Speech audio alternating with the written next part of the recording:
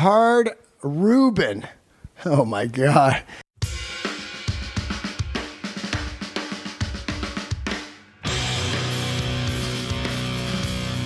Hello everyone, and welcome to episode 11 of Hard Reuben's Force Fed Cafe. Number 11. Thanks for joining me. This episode I step back into the Force Fed time machine to check in with an old friend to talk about what he's been up to in the many years since we hung out in the same circle. Shane Withenshaw, guitar player, employee, dad, and custom guitar builder, joins me today. We talk about his old school death metal band Flesh Feast and reforming for the love of it, as well as his super dope custom guitars that he builds under the moniker RSW Guitars. And for real, these things are sick. A few years back, I had Shane build me a one-of-a-kind 5-string bass that we dubbed Spiro, which, for the uninitiated, is Latin for hope. This thing is without a doubt one of my most prized possessions, and what I suggest you do is listen to this episode and check out rswguitars.com while you do. You will see this magnificence I'm talking about. In a world where players are looking for the perfect sound, the perfect instrument, the perfect piece that expresses your identity, this episode should help guide you. Remember to also go to iTunes and leave a review for me so I can evolve this show in a productive and useful way. Check me out on Facebook at Hard Reuben's Cafe, Twitter at ForceFed Cafe, and Instagram at Hard Reuben Official. Let's get to it now. Here's Shane. All right, here we go. We're going to make a call. Okay, here we go. Haha. So thanks for joining me on the show. No problem.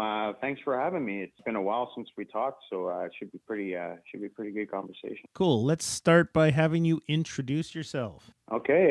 My name's Shane Withenshaw, and currently and formerly in a band called Flesh Feast from London, Ontario. I do that kind of part-time, and part-time I build guitars, and part-time I'm a dad, and part-time I'm a lot of different things. So, but cool. Basically a guitar player for a band called Flesh Feast and a guitar builder. So those, I want to talk about all those things. Specifically, I know that Flesh Feast, after many years hiatus, recently got back together and started working on some new material. I want to talk about your custom guitar building. I'm sitting here looking at my 5-string Spiro bass guitar. So yeah, let's talk about those things. You and I go back quite a lot of years to when we were both teenagers, so that's a lot of gray hairs ago. Yeah, many gray hairs ago. It's probably been probably over 25 years, I would think. At least, yeah. It was. I stopped living in London in 1991, so that's going back, yeah. Right? That makes me feel old. I got news for you. Yeah, that's okay. You're not the only one who's brought that fruitful news to me. So yeah, well, you got kids, right? They're going to remind you every day. Yeah, exactly. So let's go back a little bit. Let's talk a little bit about I don't do this. Well, I do this quite often. I when I know somebody and I've known them for a lot of years, I go back and let's talk about the early days and what. How we got to know each other, but I don't usually go quite as far back as you and I know each other. So let's talk a little bit about what really got you into music. Let's start with that. Oh, okay. Well, that's going back even farther. I'd say really I've been into metal, I think, since the beginning. So it's I had an uncle, and he was into a lot of the classic rock and 80s heavy metal, like Priest and Maiden and bands like that. So he was a really big influence on a lot of my tastes in music. I would say this is probably going back to 86, 87 when I first got my first couple of albums, actual albums on vinyl that I got. They were 2 live albums. It was Judas Priest. Which one was it? Can't remember now. Oh, Unleashed in the East, I believe it was. I remember that one. And Made in Japan. And I listened to those things over and over and over again. It was essentially things like that wanted me to get into actually playing guitar. So I got him to thank for a lot of the things that I'm doing these days. Really, it's kind of odd that one person can really influence your life to that extent. Cool. And I met you probably around 89, I guess, 89 or 9. Yeah, probably 89, around the time of what was the hybrid. Yeah, it was right around that time. Yeah. Cool. So when did you when did you have your first band? First band was really Flesh Beast. We didn't really like my friends that I really hung out with were really wanted to get into a band as well. So, it seemed just just a natural thing. Hey, I'm going to buy a guitar. Well, I'm going to get a guitar too. And then somebody ends up, well, I know this guy who's got a drum set. So it kind of starts the basic. We know what generally your first band starts like, and we just progressed with it from there. Didn't really pursue anything else really besides that. Wasn't even really a thought to be in a band until, I was with a bunch of friends who were trying to be musicians at the same time. So, it was more of a timing thing than anything. And it wasn't until later on that I started kind of looking to other avenues and things like that. Yeah. So this is some mutual friends as well of ours, right? Oh yeah. Like, all the guys, Frankie and Rudy and Daryl and Jeff and all those guys. I think the only guy who wasn't really in our whole big friend or circle friend initially to begin with was the bass player, John Wild. But, he made it into the friend circle pretty quick too. And that was kind of the good thing too, is always being in a band with guys that you knew for, years beforehand. So it was more of a brotherhood type of thing than really a friendship. Yeah, and actually, that group of folks, you might not have known John Wild before that, but I'd actually played briefly in another band with him before Flesh Feast. So when it came to who was Flesh Feast, I knew everybody, so it was cool. Oh, excellent! Yeah, I didn't know that about you and John. That's pretty neat. Yeah. Small world, though, right? Yeah, for sure. It was a small scene. It was a big scene for London, but it was a small scene essentially. So yeah. Everybody kind of knew everybody. Yeah, absolutely. And that's actually one of the reasons why I like to have these chats with people that I go back with, because, I lived in London for years, and then I moved in Ottawa, where I lived for quite a long time. And there was a lot of intermingling even of those scenes, right? With I put on a couple of shows up in Ottawa, and then some folks put some shows on down in London, and we were just sort of swapping bands up and forth for a while. So it was kind of a cool experience for me, being able to merge those two scenes that I was a part of.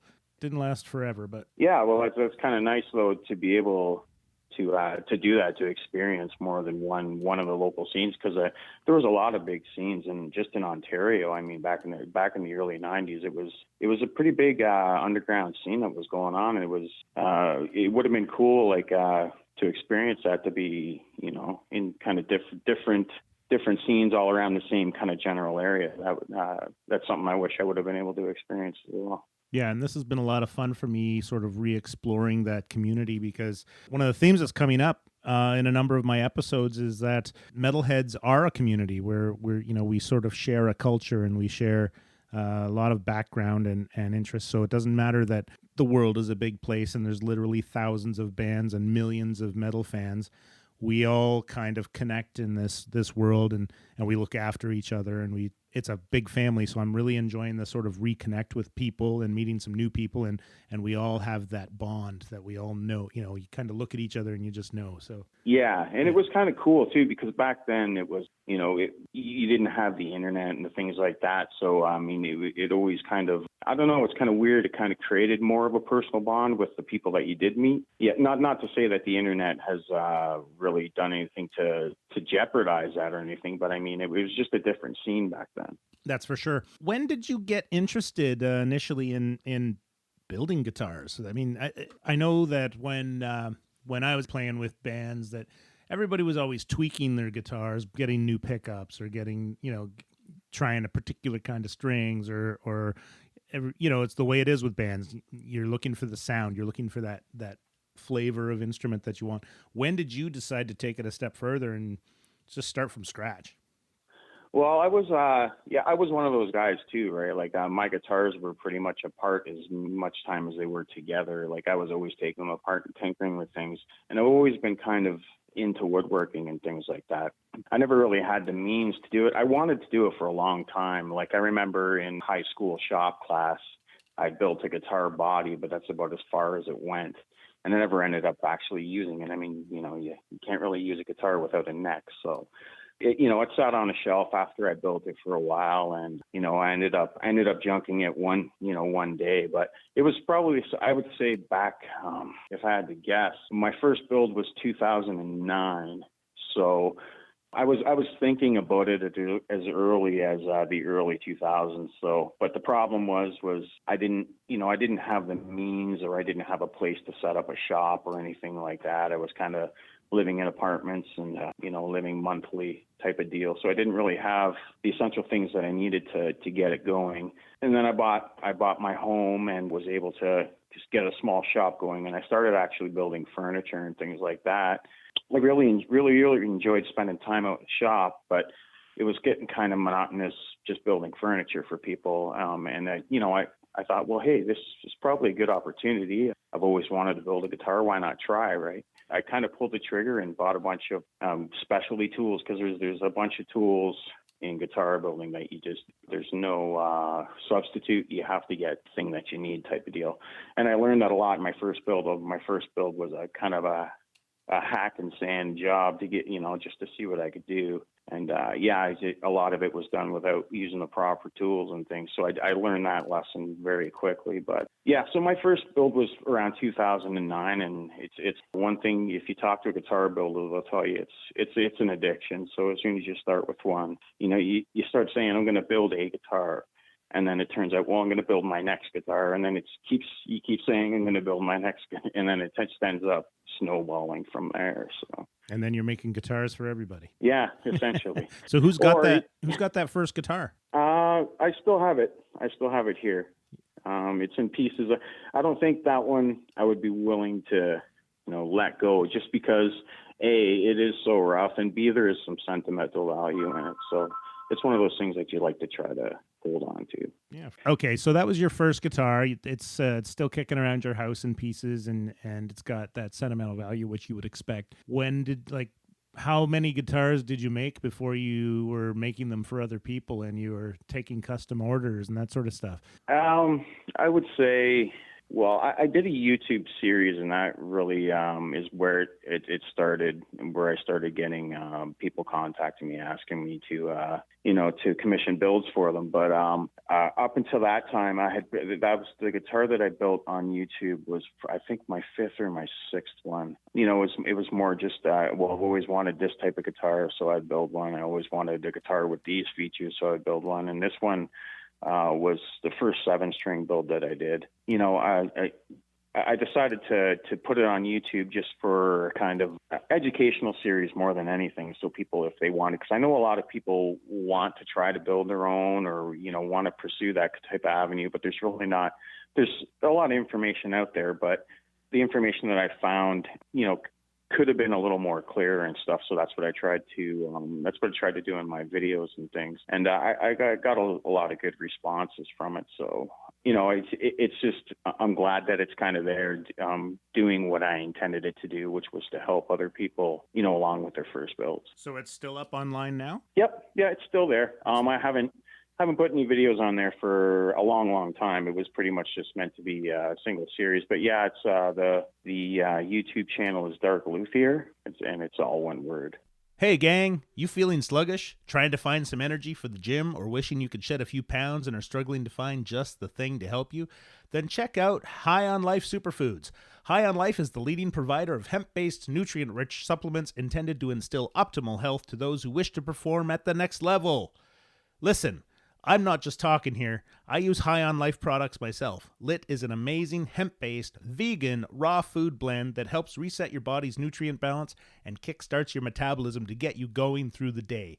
Use it as a shake, in a smoothie, or try my favorite. Mix it up with some cold coconut milk and cocoa, and voila, LIT ice cream. Do your body a favor, everyone. Go to highonlifesuperfoods.com and enter the code ForceFed10 on checkout to receive 10% off your order. But don't just listen to me. High on Life is used by some of your favorite bands: Suffocation, Trivium, Dark Angel, Testament, Body Count, and many more. These guys know what it means to need to keep up their metal pace. Try it and you will see the difference. I have. HighOnLifeSuperfoods.com. Get it. So yeah, it's just basically, I think it's a 15 or 16 part series, different aspects of a build. So what year did you put that up? I would have to say that was probably 2012, maybe 2013. Okay, so maybe you'd started doing that. You'd been doing it for a couple of years at that point. You had had the 5 guitars under your belt, and you were like, okay, let's do this. Yeah. Cool. Yeah, I mean, that's the thing with guitar building is you kind of aim to make the next one better than the last. So, my skills at that point had progressed to the point where, I wouldn't say I was a master luthier, but it was, I knew what I was doing type of deal. So, I just thought that would be something that could help people out. How many guitars have you built now? I think I'm going on 20 now, 19 or 20. Okay. It's right around there. So, are there any known artists playing your guitar, or is it just friends and people you know, or? Just mostly friends and contacts and things. People from smaller bands around Ontario and things like that. Cool. Well, you've got a bass in British Columbia. Yeah, yeah. It's a nice bass too. I'm actually just in the works right now of designing myself a bass. It's about the only thing I don't really have in my arsenal. I've got basses, but they're nothing to write home about, I guess you would say. So time to get that shored up, I think. Yeah. How many basses have you built? I've only built 2, so this will be number 3. Oh, and nice. the first one was yours, and then I built another one for another feller. It was a 4-string, so I think I'm going to do a 5-string for myself. Very cool. Very cool. Mm-hmm. Okay, so you've been building guitars now for 10 years. And you're doing it on the side. You're running it as a business as well, or is it just sort of a word of mouth kind of thing? Yeah, it's kind of a sole proprietor thing. So it's not like really a business, but it's, you tell the government what you got and pretty much sort it out from there. But small operation. Yeah, for sure. Now let's talk a little bit about Flesh Feast a little bit. Okay. So you did. I know that you recorded some music. Was it back in the day, or is it recently that you recorded? Well, back in the day, like recently, I have been recording. Now technology's got to the point where you can pretty much do that in your bedroom, essentially. So that's kind of leads into how we kind of got back together too. I've always been kind of a recording buff, kind of just home recording as a hobby more than anything. I had recorded a few songs, I think 5 or 6 songs. I had run into Frank. I hadn't seen him in a while, but it turned out that he was working at the same place I was working, for quite a long time. So we got talking quite a bit. We decided, just more for fun than anything, kind of get back together and just for old time's sake or whatever. But it was kind of nice because I had some material that I was able to bring to the table and say, hey, look, let's try something completely different. So right now, at this point, we're just working on new songs. We haven't really been digging into the old catalog to kind of revive any old ones. There might be 1 or 2 that we end up recording again, but as it stands right now, we're working on all new material. Cool. So was that the entire original lineup, or were some folks just not available, or you just decided to go on without them? Well, it's already gone through a couple mutations since we got back together. It started out, we had a different, we never did get John Wild coming back.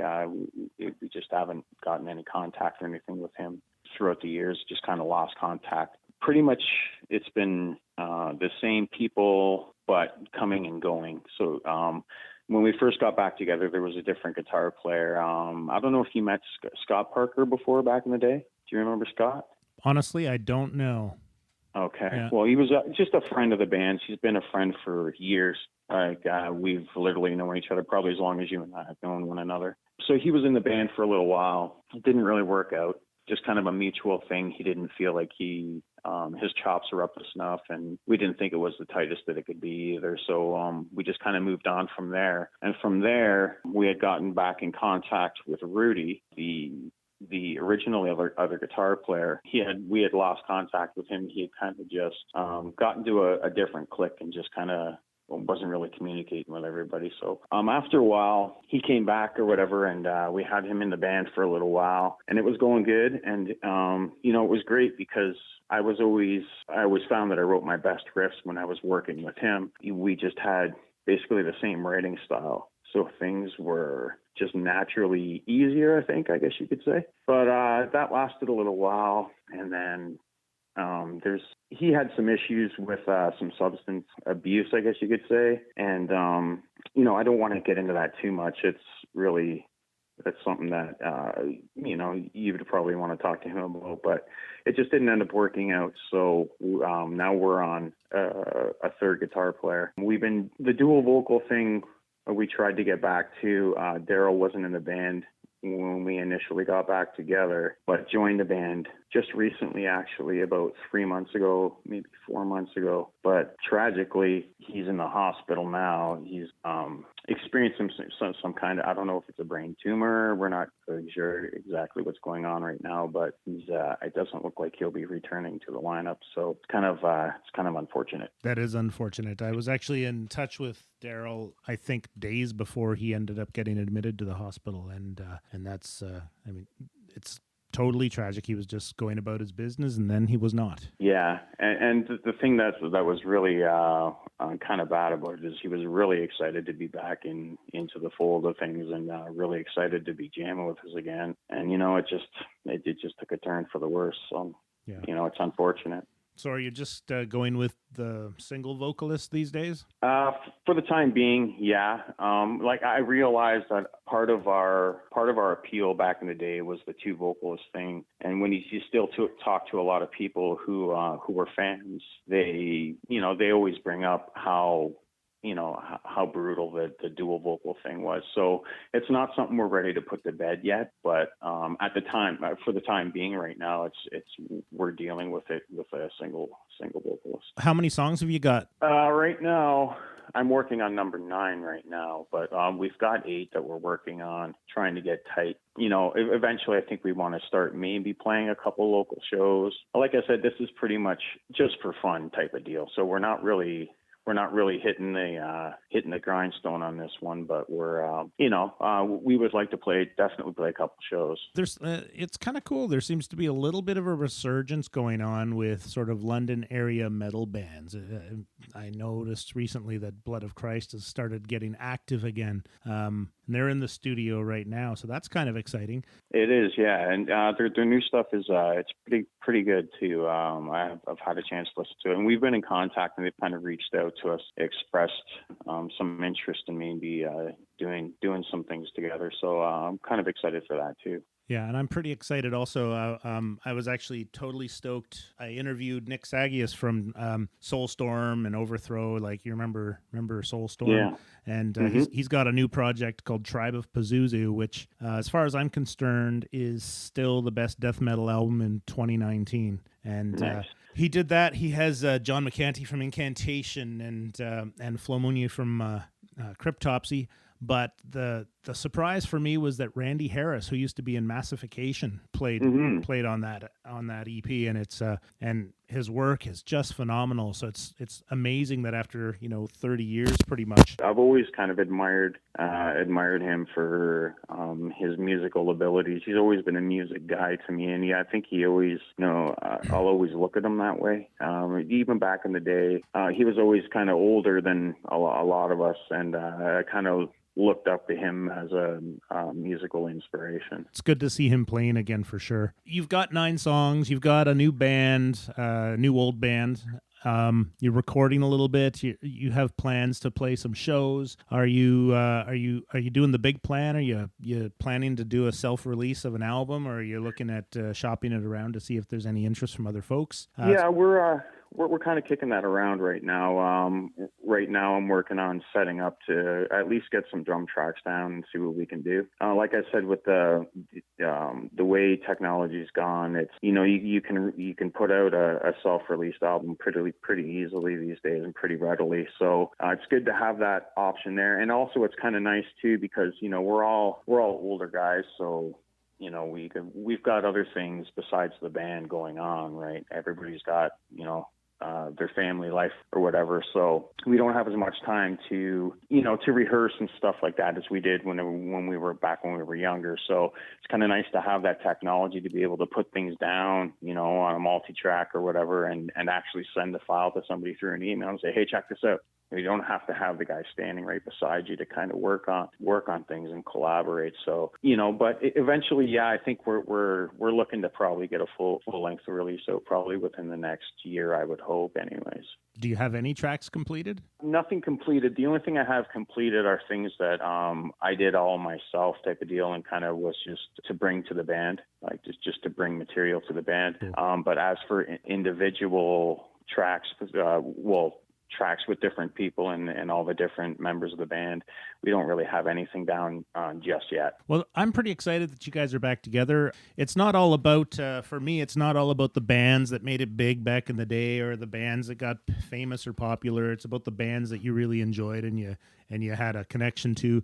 I'm seeing a lot of that happening. There's a lot of bands that we do know that are playing and they're back together and they're doing things, or they never really went away, but they just weren't really on anybody's radar for a while. So there's Right. a lot of that stuff happening. So I'm really glad to hear that Flesh Feast is doing some stuff again. Yeah, it's what's just exciting for us too. I think we're all the types of guys who will be musicians for life, regardless of whether we're playing something or not.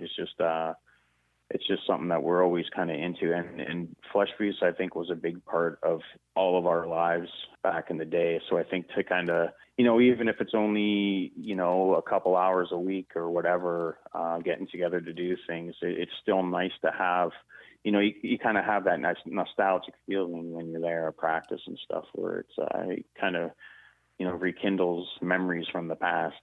So what's the current lineup? The current lineup now is we have Frank Oliveira on drums. We have Mike McCorkadale on bass. Myself and Ralph are on guitar, and it's Jeff Van Bynen on vocals. Mm-hmm. All right. So we've got that happening. You're continuing to make guitars. Why don't you tell people where they can find your stuff? Okay. You can find my guitars at rswguitars.com. Sites there. There's a few. Well, I have a couple. I think I have 3 models that are available as a stock model, and then I also have custom options available.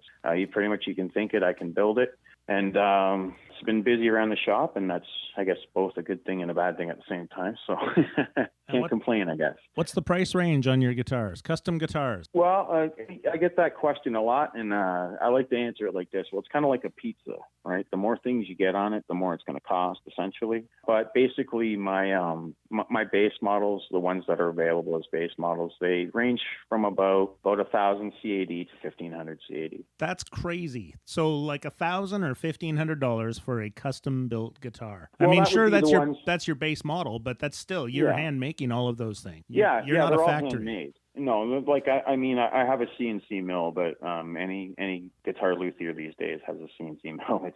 It's a lot easier to, it doesn't take away from the hand built quality, but allows me to do things while something else is being done.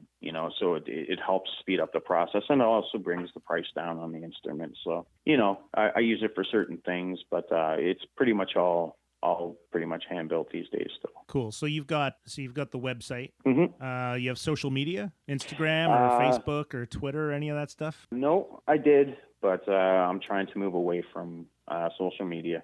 So I understand how important it is and how helpful it can be, but I'm a fairly principled person. So so I'm trying to just I've always been kind of an old school kind of guy. So that works just fine for me. I'm looking forward, Shane, to hearing some stuff from Flesh Feast, and I'm going to get off this call with you, and I'm going to go and sit down with my 5-string bass and play a little bit.